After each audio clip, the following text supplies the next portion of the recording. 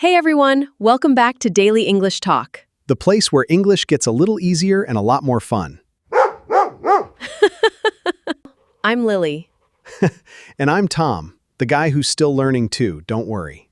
If this is your first time here, welcome to the family. And if you're one of our regulars, hi again, we missed you. Quick reminder before we start, hit that subscribe button. We post a new episode every single day.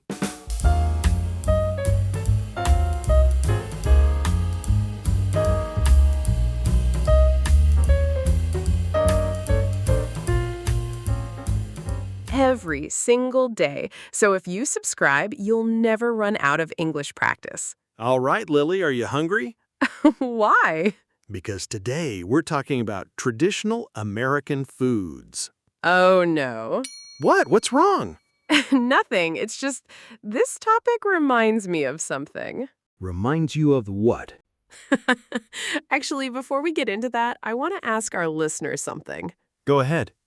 Have you ever tried to cook a huge traditional meal completely alone? No help, no recipe, just you and a kitchen full of confusion. Why do I feel like this question is about me? Because it is. Oh, boy. Type yes in the comments if you've ever had a cooking disaster like that. We want to know. Okay, let's just get into the conversation before I lose my confidence completely. Okay, so traditional American foods. Where do we even start? Thanksgiving. Has to be Thanksgiving. Why does it have to be Thanksgiving? Because that's the story I want to tell. Oh, this is going to be good. Last year, my family went on a trip during Thanksgiving week, Okay. and I stayed home, alone. Oh, wait, alone? On Thanksgiving? Yes, and I thought, you know what? I'm gonna cook the whole Thanksgiving dinner myself. The whole thing? Turkey and everything? Turkey and everything. Tom, you burned toast. I know, but I was feeling confident that day. Okay, so what happened? So I bought this huge turkey, way too big for one person. How big? Like the size of a small dog. Tom. I'm serious. And I put it in the oven, and I thought, easy, I'll just wait. And then? 2 hours later, I smelled smoke. No. Yes, the oven was smoking, the fire alarm was screaming, and I'm standing there in my kitchen holding a fire extinguisher in my socks. In your socks? I don't know why that detail matters, but yes, I was wearing socks. Oh my God, Tom. So, the turkey was completely black on top. Completely black. So what did you do?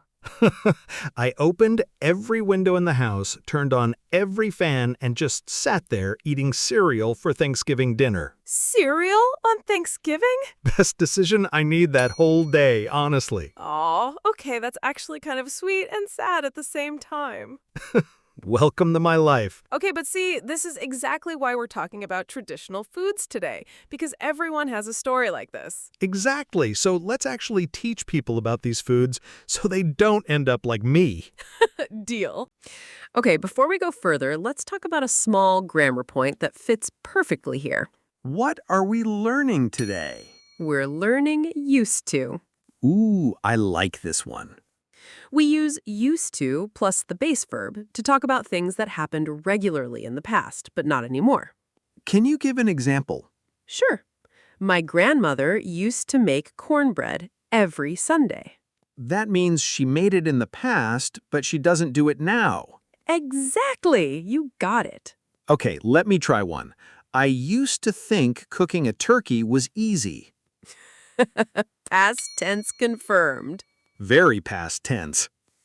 The negative form is didn't used to. Notice no D on use in the negative. Wait, really? No D? Right. I didn't used to cook alone, not didn't used to. That's a good tip, actually. And for questions, it's did you used to? Again, no D. Did you used to help your mom in the kitchen? Aw, actually, yes, I did. My mom used to let me stir the mac and cheese. See, that's a nice memory. Okay, everyone, try making your own sentence with used to in the comments below. We'll be reading them. Now, let's get into the real fun part, American traditional foods. Okay, food number 1. Turkey. We already talked about my turkey trauma. True, but let's teach it properly. Turkey is the main dish for Thanksgiving. Why turkey, though? Why not chicken? Turkey used to be a large, affordable bird that could feed a big family. That's actually one reason it became the tradition. Huh, that makes sense, actually. People usually say roast turkey or carve the turkey, meaning cutting the meat into pieces. Can you carve the turkey? Nice sentence. And please, don't carve it while wearing socks near an open flame. Noted. Food number 2, mac and cheese. Oh, I love this one. Mac and cheese is macaroni pasta with a creamy cheese sauce. Super popular, especially for kids. Okay, personal story time. Go ahead. When I was 7, I refused to eat any vegetable unless my mom hid it inside mac and cheese. Did it work? For years, I thought I was just eating cheesy pasta. Wait, what vegetables was she hiding? Carrots, blended into the cheese sauce. I found out when I was like 13. 13? You didn't notice for 6 years? I was a trusting child, okay? That's actually a smart trick for parents. Hide plus a noun, meaning to put something where it can't be seen. My mom used to hide vegetables in my food. Grammar and trauma together again. Okay, food 3, apple pie. As American as apple pie, right? That's a saying. Exactly. It means something is very typically American. So if I say baseball is as American as apple pie, that means baseball is a very traditional American thing. Perfect example. Oh, okay, my story here is actually happy. My neighbor used to bake apple pie every autumn and share it with the whole street. Aw, that's so sweet. The whole neighborhood used to smell like cinnamon and apples in October. Used to smell like, great use of our grammar point today. I'm getting good at this. Number 4, biscuits and gravy. Okay, wait, explain this one, because biscuit confuses a lot of people. Right. In American English, a biscuit is a soft, fluffy bread, not a cookie like in British English. Oh, that's a big difference. And gravy here is a thick, savory sauce, usually made with sausage. You pour it over the biscuit. Personal story? Yes, actually. The first time I visited the American South, I ordered biscuits and gravy thinking it would be sweet, like a dessert. Oh, no. It came out looking like bread covered in white sauce and meat. I was so confused. What did you do? I tried it anyway, and actually, it was delicious. Just very unexpected. It was unexpected but delicious. Great sentence for describing surprising food. Okay, food 5, barbecue ribs. Oh, BBQ. Now we're talking. Barbecue ribs are pork or beef ribs slow cooked with a smoky flavor and usually covered in a sweet, tangy sauce. Slow cooked, meaning cooked for a long time at a low temperature. Exactly. My story, my uncle has a barbecue competition every summer with his friends. A real competition? A real one, trophies, judges, everything. He used to practice his sauce recipe for weeks before the event. That's intense. One year, he added way too much chili powder and everyone's mouths were on fire. Literally, people were drinking milk straight from the carton.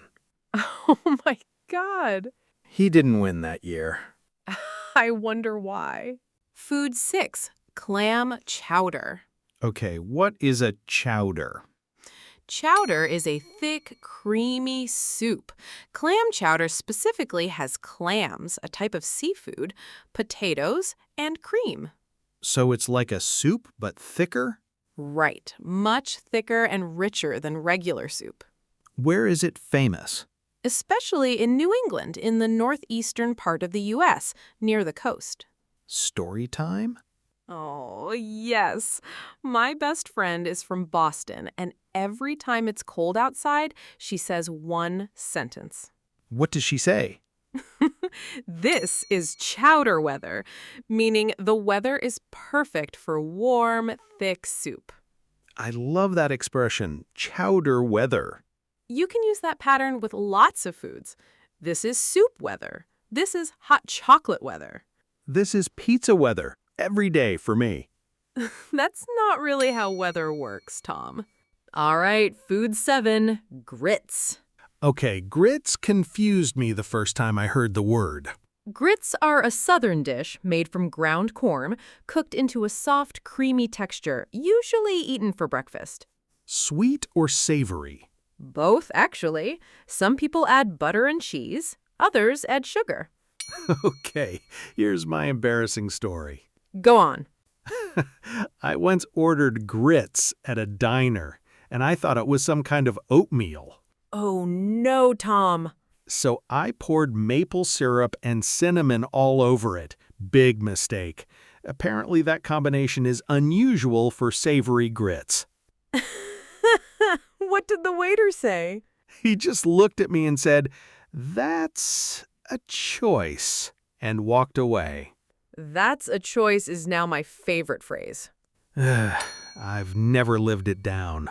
I never lived it down. Great expression, meaning people still remember your mistake and tease you about it. Very accurate description of my life. Last one, cornbread. Cornbread. Simple, but so good. Cornbread is bread made from cornmeal, usually a little sweet and often served with chili or barbecue. This one's actually a nice memory for me, too. Tell us. My grandma used to make cornbread every single Sunday, no matter what. Aw, that's so nice. She used to say, a meal isn't finished without cornbread. Even with pasta, she'd bring cornbread. Cornbread with pasta? I told you, no matter what. Aw, I love that kind of tradition, though. Small habits that mean something. Exactly. Okay, let's quickly review what we learned today. We talked about turkey, mac and cheese, apple pie, biscuits and gravy, barbecue ribs, clam chowder, grits, and cornbread. And grammar-wise, we practiced used to and didn't used to for talking about past habits. Plus some very embarrassing personal stories. Very embarrassing. If you learned a new word today, type it in the comments so we know which one stuck with you. We want to ask you something. What is your traditional food in your country? Tell us the name, and if you can, tell us what makes it special. We read every single comment, so don't be shy. We might even feature your answer in a future episode. Well, that's it for today's episode. Thank you so much for learning with us. If you enjoyed this episode, don't forget to subscribe. We upload a brand new episode every single day, so there's always something new to practice. Share this with a friend who's learning English too. Take care of yourselves. And we'll see you tomorrow right here on Daily English Talk. Bye, everyone. Bye, and please don't cook alone unless you're confident.